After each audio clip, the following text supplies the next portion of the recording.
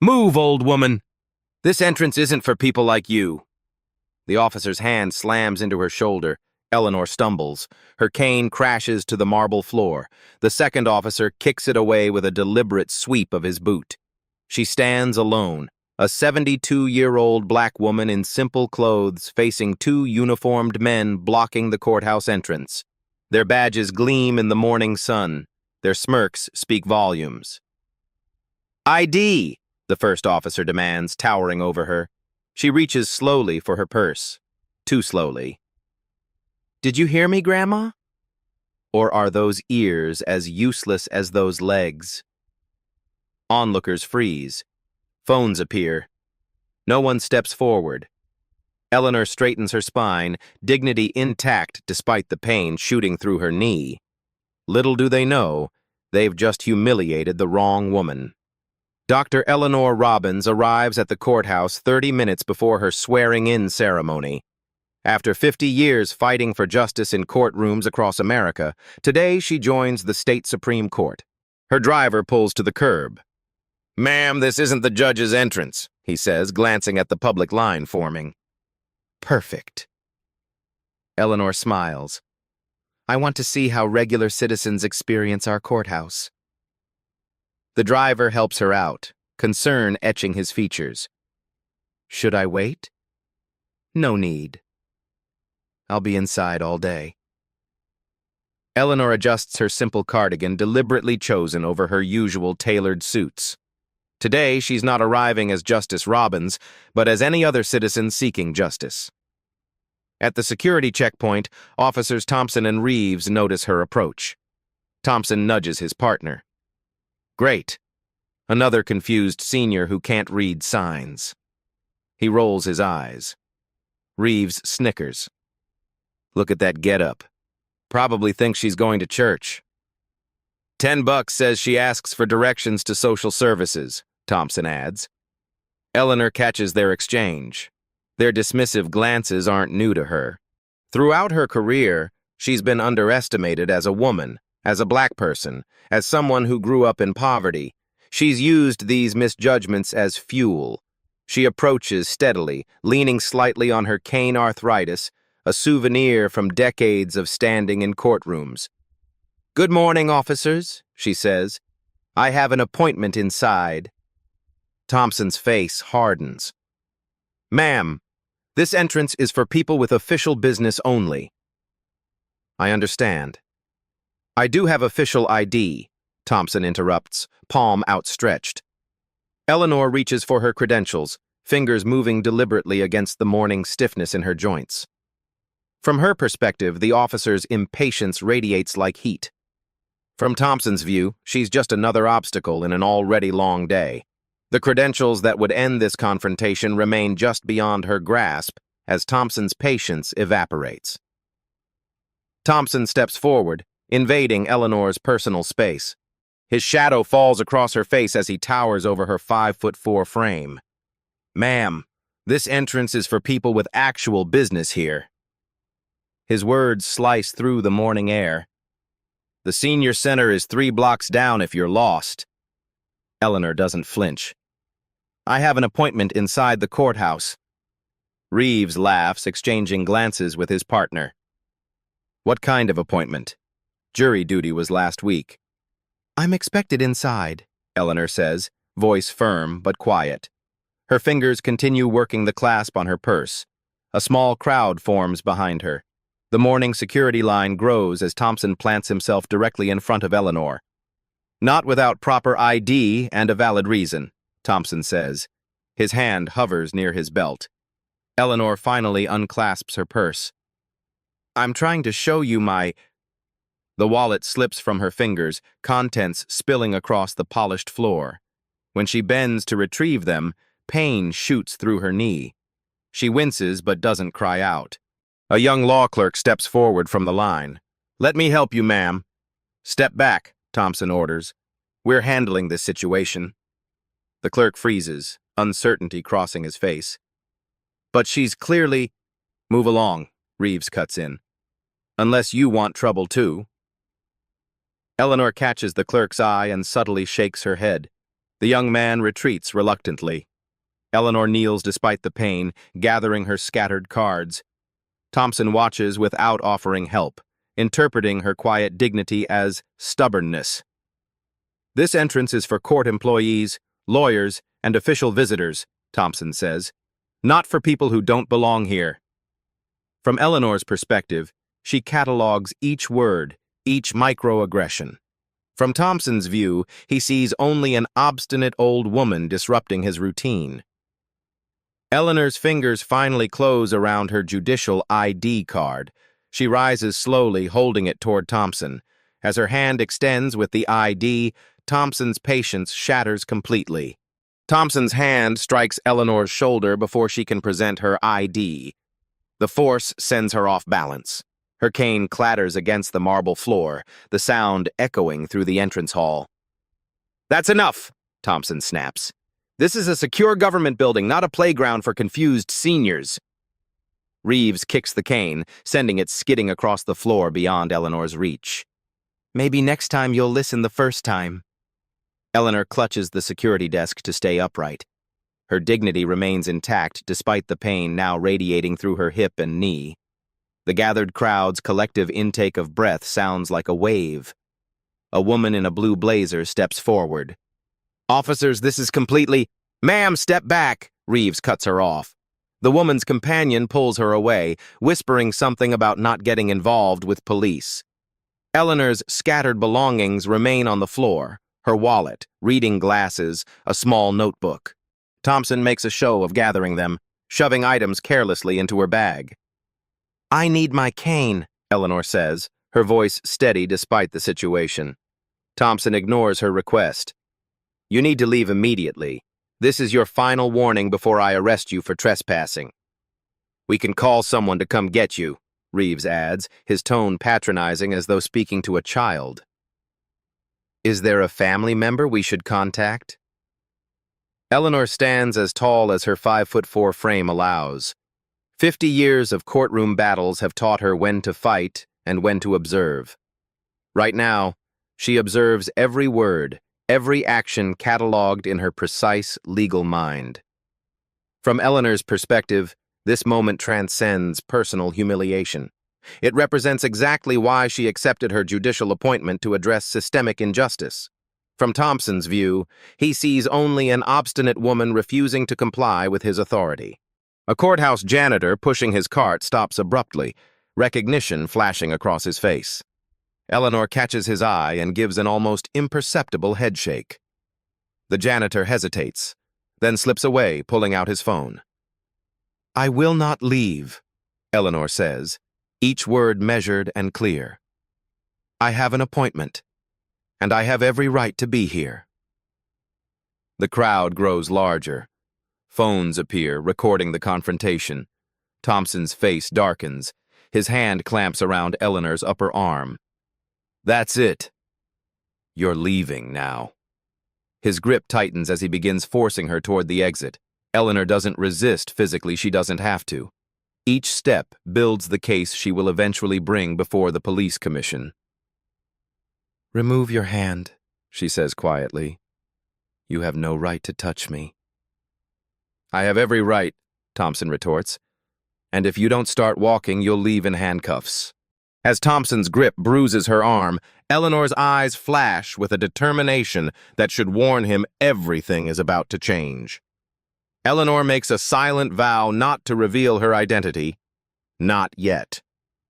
What began as a simple observation has transformed into something far more significant. The treatment she's receiving isn't unique. It happens daily to citizens without her credentials and influence. As a newly appointed Supreme Court justice focused on accountability reform, she recognizes what most citizens never get: a chance to document systemic failure from within. Around the corner, out of sight, the janitor who recognized Eleanor speaks urgently into his phone. "This is Frank down at security." They're manhandling Justice Robbins at the public entrance, the new Supreme Court justice. They have no idea who she is. He listens for a moment. "Yes, sir." "Right now. It's bad." Thompson marches Eleanor toward the exit, her arms still locked in his grip. Her steps are uneven without her cane, each one sending pain through her knee. The crowd has doubled in size. At least 7 people hold phones up, recording. Reeves notices and steps toward them. "Put those phones away," he orders. "No recording in a federal building." Eleanor speaks clearly, her voice carrying. The public has every right to record police actions in public spaces. The Supreme Court affirmed this in Glick versus Cuniff Thompson's grip tightens. "You're not a lawyer, Grandma. Stop making things worse for yourself." If only he knew. Eleanor thinks of her 50 years practicing law, her 8 arguments before the Supreme Court, her landmark cases establishing police accountability standards, including the very case she just cited. Inside the courthouse, Chief Justice Harrington slams down his phone. "What do you mean they're manhandling Justice Robbins?" His assistant pales. "The janitor says security officers are physically removing her from the building." "Get Security Chief Martinez, now." Harrington rises from his desk. "And call down to alert them who she is." His assistant hesitates. "Should I?" The Chief Justice pauses, understanding dawning. "Did she identify herself to the officers?" "Apparently not." "Then neither will we yet. Get Martinez and meet me at the entrance." Eleanor remains outwardly calm despite Thompson's grip on her arm. Each second strengthens her resolve to use this experience to drive meaningful reform. This is no longer about her dignity. It's about every citizen who faces similar treatment without recourse. Thompson mistakes her quietness for defeat. Finally getting the message, huh? From Eleanor's perspective, she catalogs every violation: unnecessary force, failure to read Miranda rights, ignoring requests for medical accommodation. From Thompson's view, he sees only an obstinate woman finally submitting to authority. "You know," he says, voice low, "this all could have been avoided if you'd just followed instructions." Eleanor meets his gaze. "Officer Thompson, I suggest you remember this moment clearly. You'll be revisiting it quite often in the near future." As the Chief Justice's team rushes toward the entrance, Thompson makes his final, career-ending mistake. "That's it," Thompson declares, pulling handcuffs from his belt. "You're being detained for obstruction and trespassing in a federal building." He forces Eleanor's arms behind her back. Pain shoots through her shoulder, a rotator cuff injury from years ago. She doesn't cry out, but her sharp intake of breath echoes in the sudden silence. "You had your chance to leave nicely," Thompson says as the metal cuffs click open. A young woman with braided hair steps forward from the crowd. "This is wrong." She's just an elderly woman asking for her cane. Reeves turns, hand moving to his taser. "You want to be next? Step back, step." The crowd recoils but doesn't disperse. More phones rise, recording from various angles. Eleanor stands perfectly still as Thompson positions the handcuffs. Her voice, when it comes, carries the weight of 5 decades in courtrooms. "Officer Thompson, badge number 4872, and Officer Reeves, badge number 5136, you are violating my civil rights under Code Section 42-1983. Thompson's hands freeze momentarily. Confusion crosses his face at her specific knowledge of laws and their badge numbers, which aren't clearly visible on their uniforms. Eleanor continues, her voice carrying to the crowd. "Every citizen has the right to enter a public courthouse without harassment. Your actions constitute assault, battery, and civil rights violations." Thompson recovers quickly, snorting a laugh. "Now you're a Supreme Court justice, huh?" The irony of his statement hangs in the air. The crowd grows larger. Courthouse employees gather at the edges, whispering. A security camera above the door pivots toward the scene. Reeves shifts nervously, noticing the growing audience. "Thompson, maybe we should call the sergeant." "For what?" Thompson doesn't look away from Eleanor. "Because this trespasser suddenly knows some legal jargon?" "There's a lot of people watching," Reeves mutters. "Maybe we should..." Do your job, Thompson cuts him off, reaching again for the handcuffs. From Eleanor's perspective, each moment confirms the necessity of the reforms she plans to implement. From Thompson's view, the situation spirals beyond his control as onlookers multiply and his partner wavers. Just as Thompson reaches for his handcuffs, the courthouse doors burst open. The Chief Justice's assistant bursts through the doors, Security Chief Martinez right behind her. They stop abruptly, taking in the scene. Thompson with handcuffs out, Eleanor standing with forced dignity despite her painful stance. Thompson doesn't notice them, focused entirely on Eleanor. "You're under arrest for trespassing and resisting an officer." He begins reciting Miranda rights in a monotone. "You have the right to remain silent." Eleanor meets his gaze steadily. "Officer Thompson, I suggest you reconsider your actions very carefully."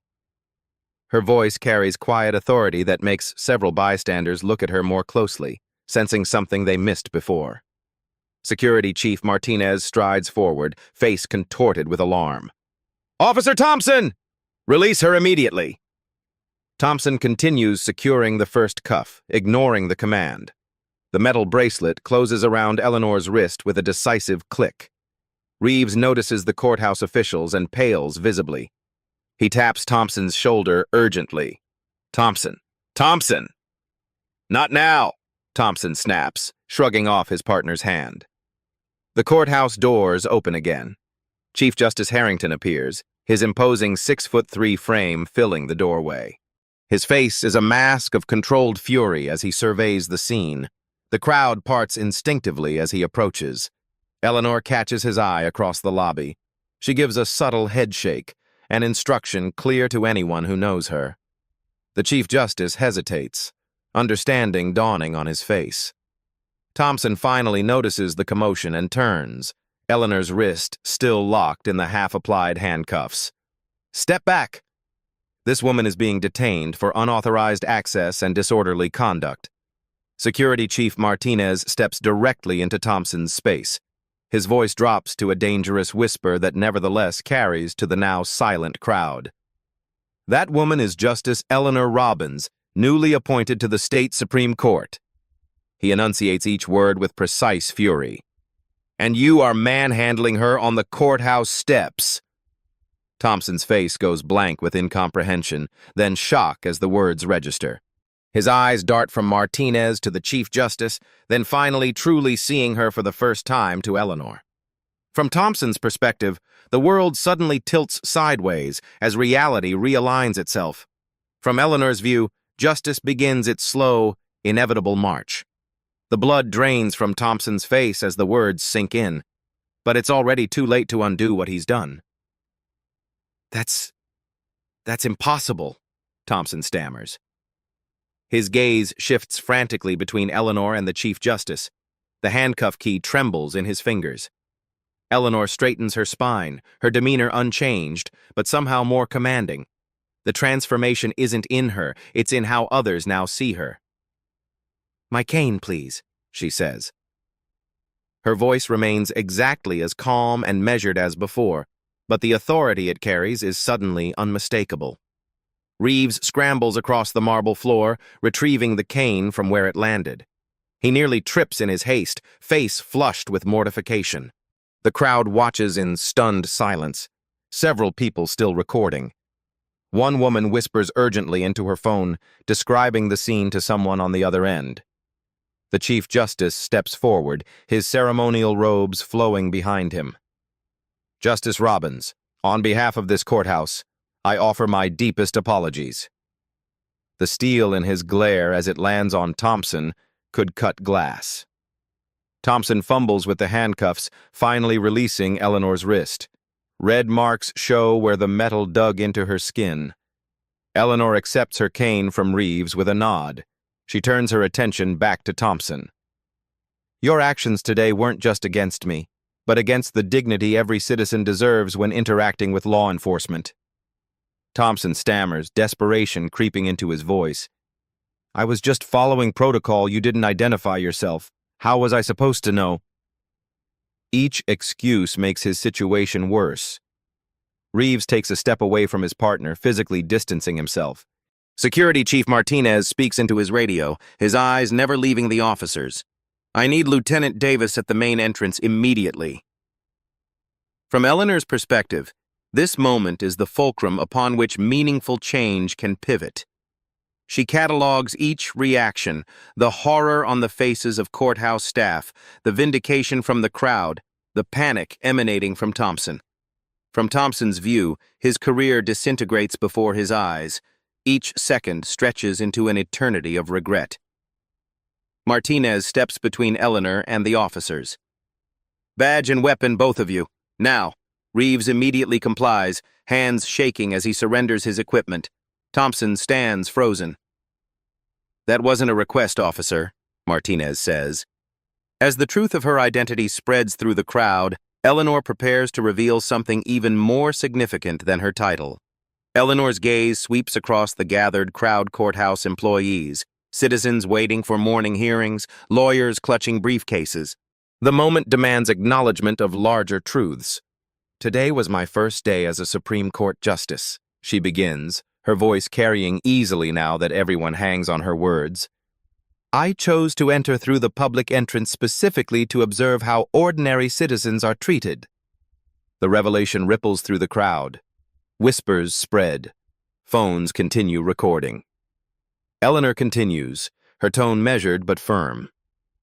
"Before my appointment, I spent 50 years as a civil rights attorney specializing in police accountability. I've argued before the Supreme Court 8 times and won landmark cases establishing civilian oversight of law enforcement." Thompson's face drains of remaining color.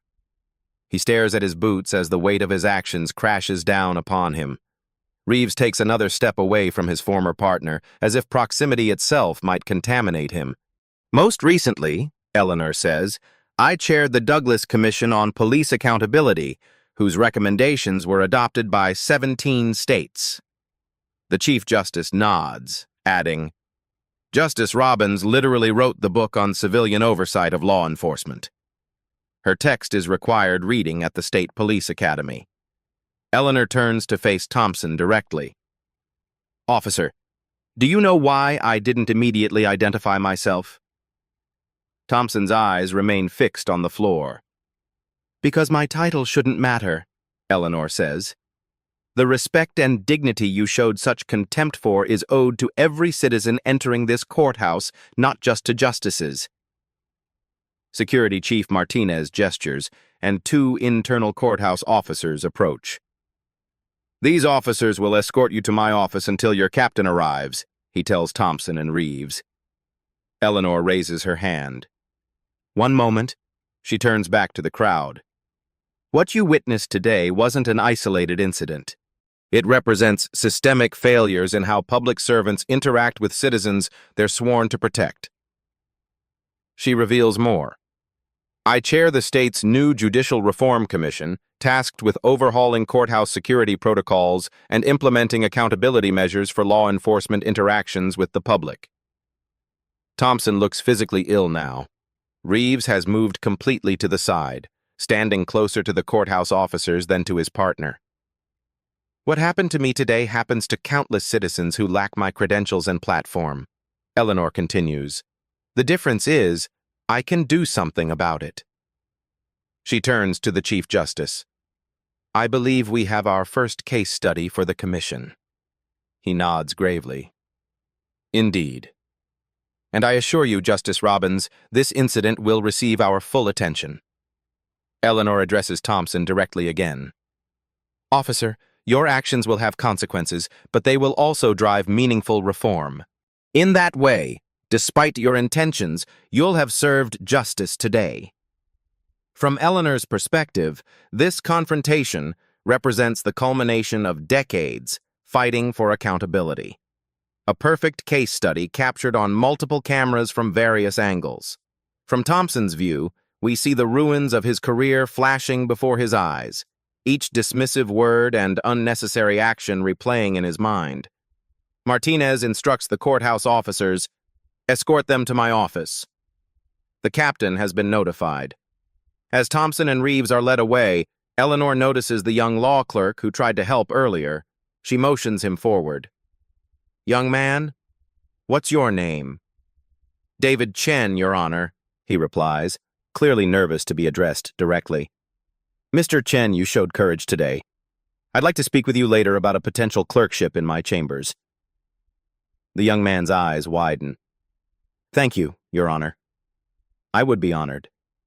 The crowd breaks into spontaneous applause. Eleanor raises her hand for silence. "Don't applaud me," she says firmly.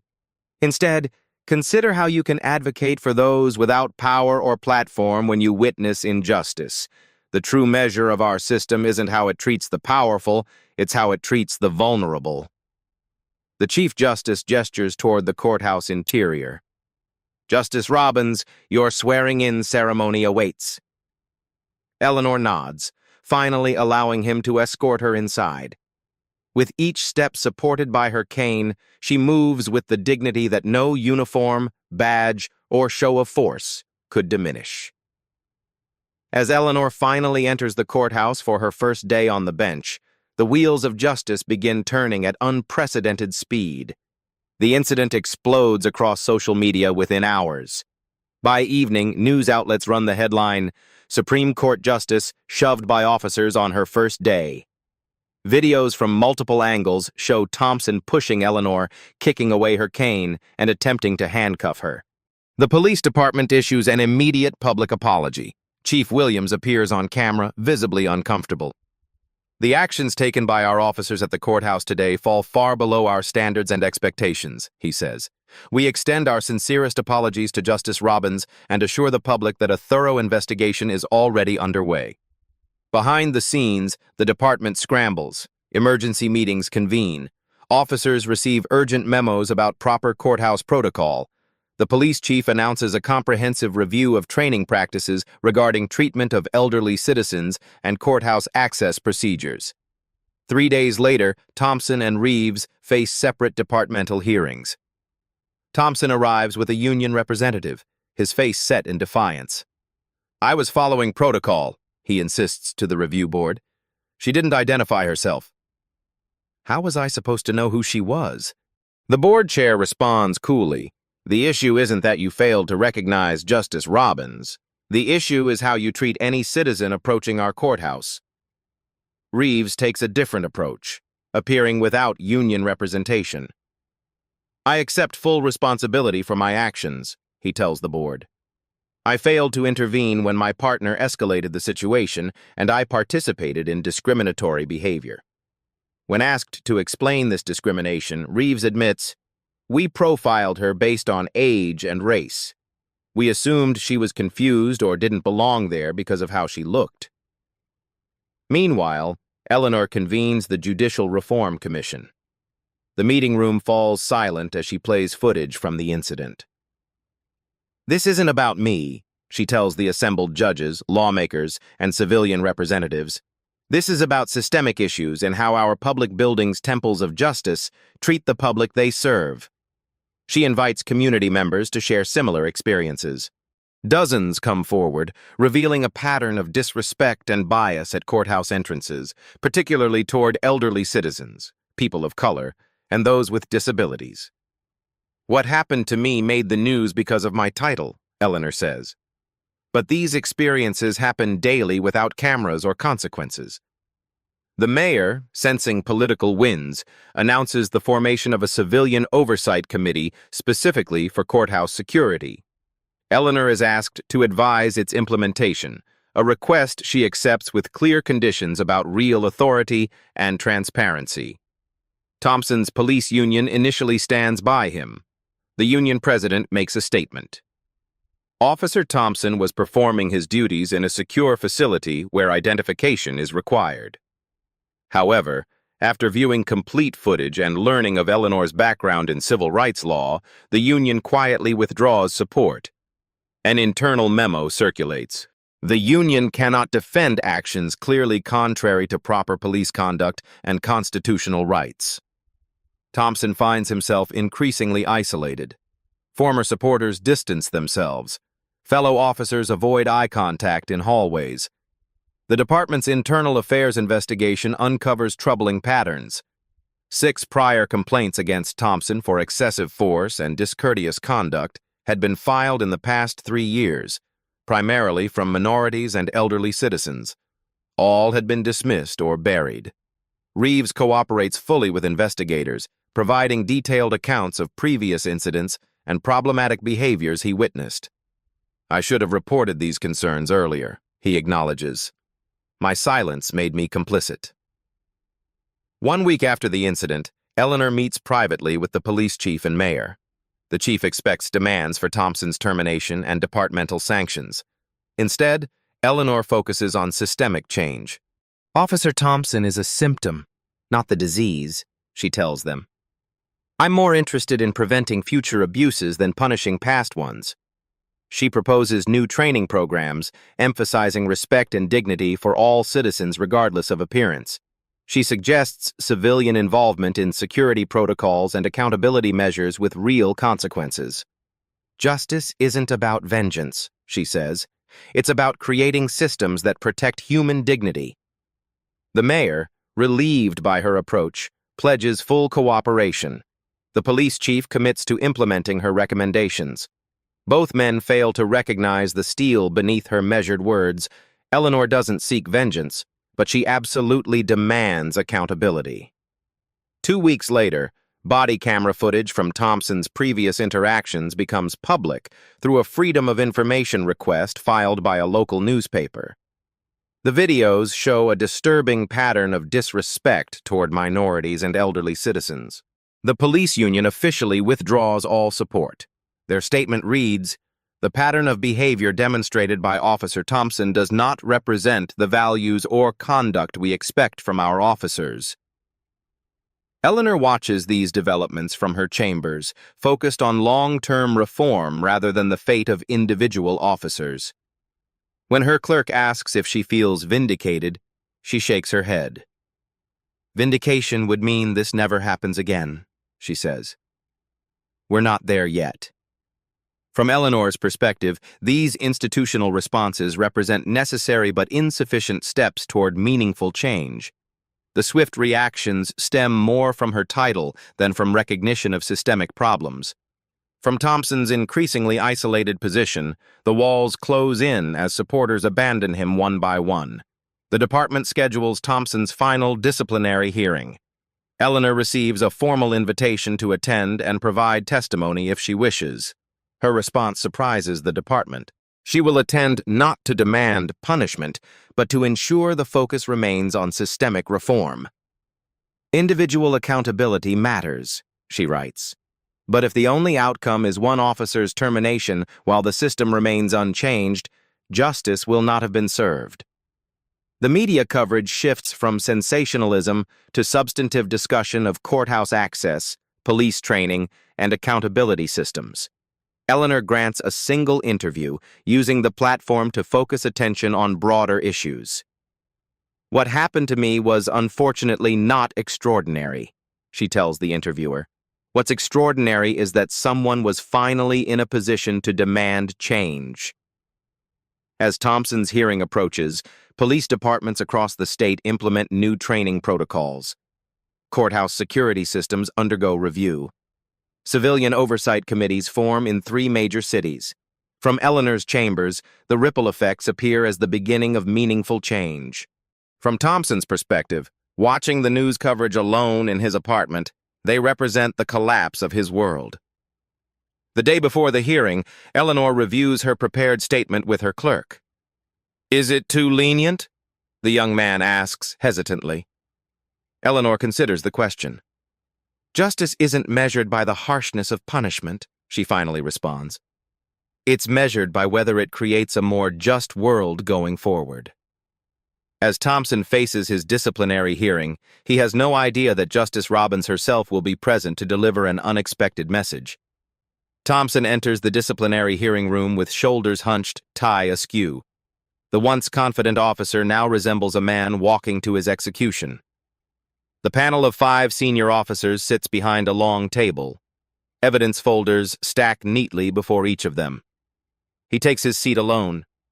His union representative withdrew yesterday, citing irreconcilable differences in our approach to this case. The room falls silent as Eleanor enters, supported by her cane. She takes a seat at the side of the room, her presence electric despite her calm demeanor. Thompson doesn't raise his eyes to meet hers. The hearing begins with the presentation of evidence. Videos from multiple angles play on the large screen, showing the incident in merciless detail. Thompson's face reddens as his actions are dissected in clinical terms. "Officer Thompson," the chairwoman begins, "your service record shows 17 years on the force. It also shows 7 complaints of excessive force and discourteous conduct filed in the past 3 years. 5 involved elderly citizens. 6 involved minorities." Thompson shifts in his seat. "Those complaints were dismissed." "They were buried," the chairwoman corrects. "Not the same thing." When asked to explain his actions at the courthouse, Thompson's defense crumbles in real time. She didn't identify herself. She was slow to produce ID. "And that justified shoving a 72-year-old woman and kicking away her mobility aid?" the chairwoman asks. Thompson's explanations grow increasingly desperate. "I thought she was confused. She didn't look like she belonged there." "What exactly does someone who belongs at a courthouse look like, Officer Thompson?" His silence damns him more than any answer could. After 2 hours of testimony, the chairwoman turns to Eleanor. "Justice Robbins, would you like to make a statement?" The room stills as Eleanor rises and approaches the podium with measured steps. Thompson finally looks up, his face a mask of dread. "Officer Thompson," Eleanor begins, her voice carrying the same quiet authority it held during their confrontation. "I don't seek your punishment for my personal satisfaction. However, actions must have consequences." Thompson's shoulders slump further. "Your greater failure wasn't disrespecting me, but betraying your oath to protect and serve all citizens with equal dignity." Eleanor's words land with precision. "The uniform you wear represents justice, not intimidation." From Eleanor's perspective, this moment isn't about Thompson's individual fate, but about setting standards for the system. From Thompson's view, each word strips away his remaining defenses, leaving him nowhere to hide from his actions. "The measure of justice," Eleanor continues, "isn't found in retribution, but in restoration and prevention. I don't wish to see your career ended. I wish to see it transformed, along with the system that failed to correct your behavior until you encountered someone with my title." The panel listens intently as Eleanor concludes her statement. "Whatever decision you reach today, let it serve not just accountability for past actions, but a commitment to systemic change." The deliberation lasts 40 minutes. Thompson sits motionless throughout, staring at his hands. The chairwoman finally delivers their verdict. "Officer Thompson, this panel finds your actions constituted gross misconduct, abuse of authority, and violation of department policies regarding use of force and treatment of citizens." She continues, "You are hereby terminated from the police force, effective immediately." Your record will permanently reflect this misconduct. The panel further recommends against your future employment in any law enforcement capacity. Thompson receives the news without visible reaction. As he stands to leave, Eleanor intercepts him at the door. "Officer Thompson," she says quietly, so only he can hear, "your future actions will determine whether today represents the end of your career or the beginning of your education." He meets her eyes for the first time, confusion mixing with shame. "Redemption is always possible," Eleanor adds, "but it begins with acknowledging the harm you've caused." As Thompson faces his professional ruin, Eleanor prepares to unveil reforms that will transform courthouse security across the state. 6 months after the incident, Eleanor stands at a podium in the courthouse lobby. Behind her, a new sign reads, "Welcome to your courthouse. Justice serves the people." The Chief Justice and Police Chief flank her as cameras capture the moment. Today we implement new security protocols in every courthouse across our state, Eleanor announces. These changes emphasize that courthouses belong to the people, all people, regardless of appearance, ability, or background. The transformation extends far beyond signage. Security officers now wear body cameras. Clear complaint procedures appear on prominent displays. A civilian oversight committee reviews security footage weekly. The training program Eleanor developed requires all courthouse security personnel to complete sessions on implicit bias, proper treatment of elderly and disabled visitors, and de-escalation techniques. The curriculum uses footage from Eleanor's incident as a teaching tool, alongside testimonials from citizens who experienced similar treatment. "We're not erasing our mistakes," Eleanor tells a reporter after the ceremony. "We're learning from them." The police department partners with community elder organizations to develop new training modules. Eleanor chairs the inaugural meeting between police leadership and elder advocates, creating space for honest dialogue about past failures and future standards. Respect isn't optional, she reminds officers during a training session. It's fundamental to your oath.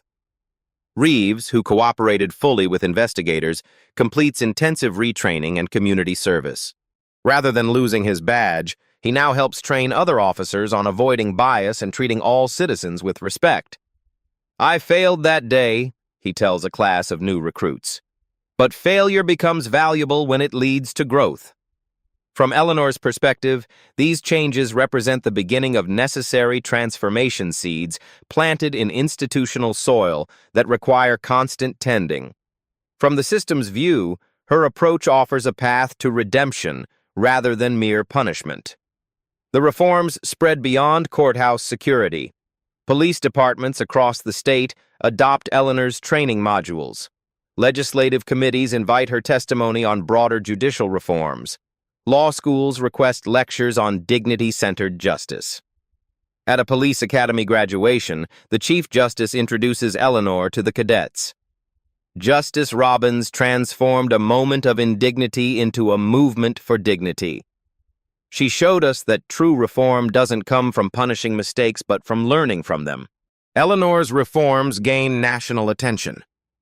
3 neighboring states request her guidance in implementing similar protocols. A National Police Chiefs Association invites her to deliver their keynote address. "This isn't about making officers walk on eggshells," she tells them. "It's about ensuring that the power you wield comes with corresponding responsibility."